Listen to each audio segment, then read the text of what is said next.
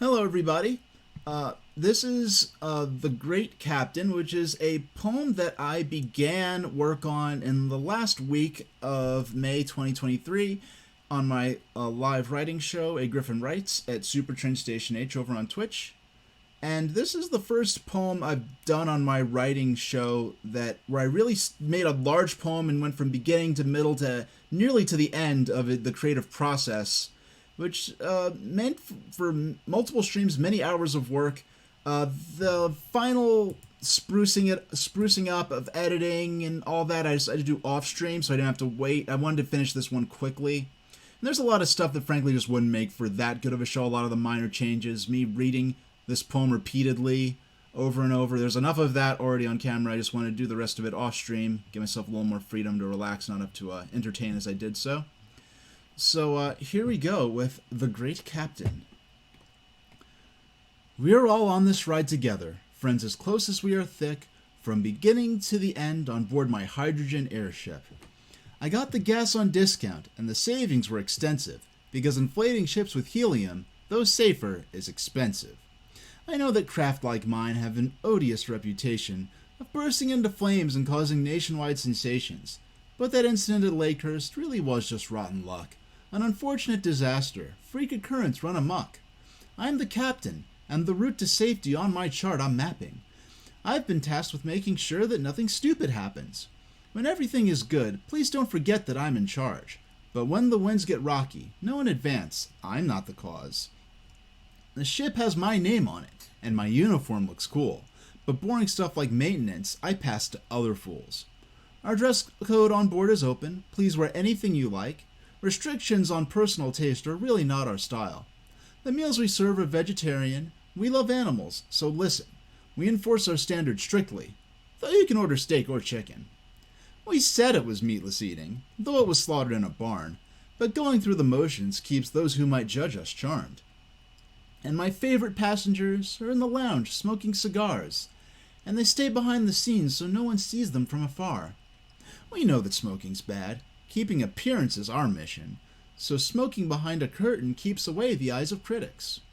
We know some writers deal with asthma, and that others hate the smell, but we're the only ship that matters. Fly with us or go to hell.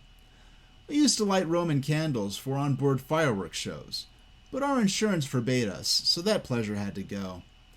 We were always morally opposed, and fireworks are lame. They are loud and quite obnoxious, and with us they had no sway. Do not mention our old habits, or we'll make you go away. Even if some got hurt, we're not liable for the past, so do not speak of it, or you'll go out the window fast. Some passengers packed explosives, but they said they mean no harm.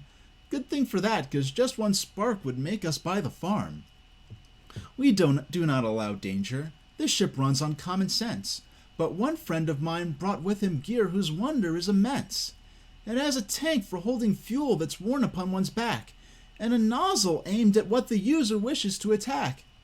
And when the trigger's pressed, flames are thrown out and strewn all over. But it's vital to remember, this device is no flamethrower. Flamethrowers are illegal, and on this ship we heed the law. So enjoy not of flamethrowers here from dusk until the dawn. Some of my officers before faced lockup time for arson, but they promised me they'd stop, so they're as harmless as a parson. Others on board are burn victims. I checked, and yes, it's true. If those folks can forgive, then why in heaven's name can't you?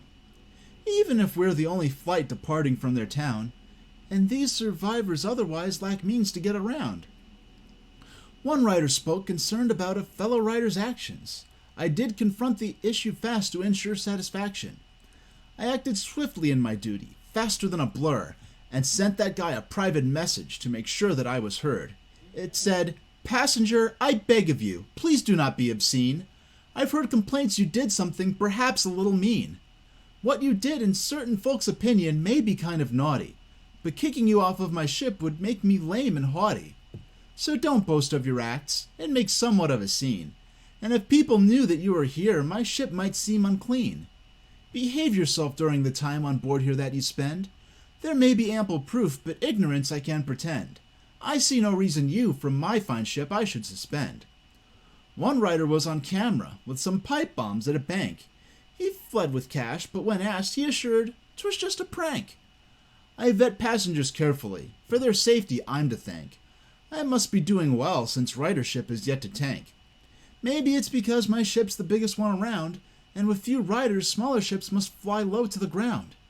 People want to see the height, so I say, fly with me. And things are good enough, so why cater to riders' needs? Our great size proves we're awesome, so there's no need to be cautious. Spend your hard-earned trust on us for an Atlantic double crossing.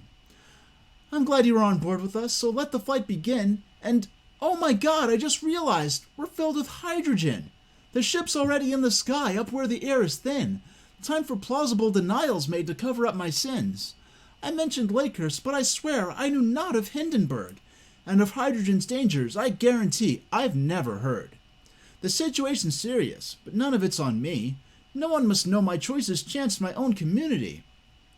I'll assess the crisis cunningly. Risk hides right in the open, as I eye those churlish few, lighting cigars and smoking.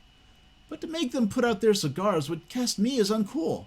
But that's all right, I'll tame the fear of fire at its root, and throw those wearing wool sweaters out without a parachute. Even if rules agreed to didn't name a dressing code, not everyone's essential, so why not lighten our load? Everyone knows wool can make sparks after it builds up static, so kicking off wool wearers is a most ingenious tactic. As for what defines wool, well, I'll know it when I see it. My vision is infallible, so heed unto thy fiat. The tags upon all sweaters, listing contents of their fabric, are false and biased sources. Trusting them's an awful habit. And the sweater manufacturers, why would they tell the truth? Claiming they'd tag things honestly is a most deceitful ruse. And among those who wear wool clothes and years ago lived through fires, their clothing choice clearly reflects pyroclastic desires.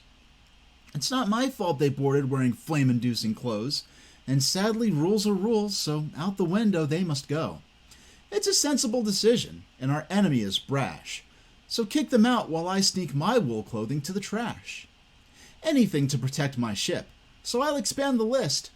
I won't allow a threat so catastrophic to exist. I see many things so dangerous, bad actors I must call. I'll go hunting to declare more things now unacceptable. Clothing that is white or black now also counts as wool. Even if it's not from sheep, my logic can't be bull. If they're wearing nylon, leather, silk, or polyester, let them fall into the ocean where in crashing waves they'll fester. You see, sheep, from which wool comes from, are often colored white or black, so wearing those two colors now shall count as an attack. And every single shade of gray is now forbidden too. To argue otherwise is claiming fire crimes are cool. And once I point my finger, there's no way they can resist, as that alone is proof their clothing colors breach my list. All defenses are but alibis, the guilty use to lie. So ignore me as I dip my clothes in vats of colored dye. It's cold up here, and many brought good clothes to keep them warm, but I don't accept excuses. No exceptions. You've been warned. Though for those who I owe favors, or that I think are cool, the written statement, I promise this ain't wool, is ample proof. As for you defilers out there, us good writers know the truth. We will toss you from our ship to purge corruption at its root. How dare you endanger our ship? All passengers unite. Throw out the troublemakers now, or surely we will die. They picked this fight. It wasn't me. I'm truly innocent. I acted on behalf of all in passengers' defense. Now my dirigible is saved. I'm soaring high with my good friends, and we ride into infinity on journeys without end. We righteous flyers light our lighters and wave them in salute, and in the mess hall feast on flambe freshly slaughtered goose. We would feel bad about it, but luckily, we all are vegan. And if anybody questions that, they'll be thrown off for treason. A ship like mine, there's only one, so please ride with us soon. And trust it's only turbulence when all of it goes kaboom. Yep, so thank you for checking that out. Now there's a few more changes I think we can still make, particularly, some of these last lines here could use fixing. Let's do it in real time. Alright.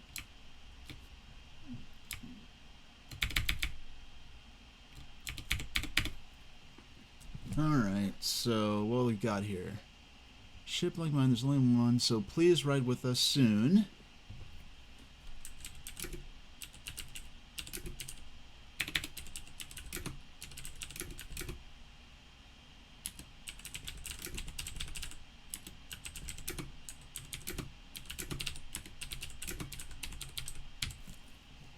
Yeah, there we go. Let's a ship like mine, there's only one, so please ride with us soon. And trust it's just a fender bender when all of it goes kaboom. Yeah, I'm a lot happier with that, though I do think there's one more change we can make.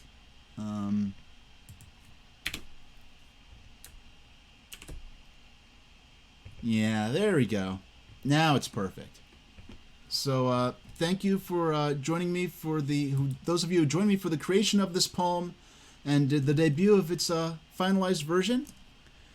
I will see you all next time, and thank you very much for watching.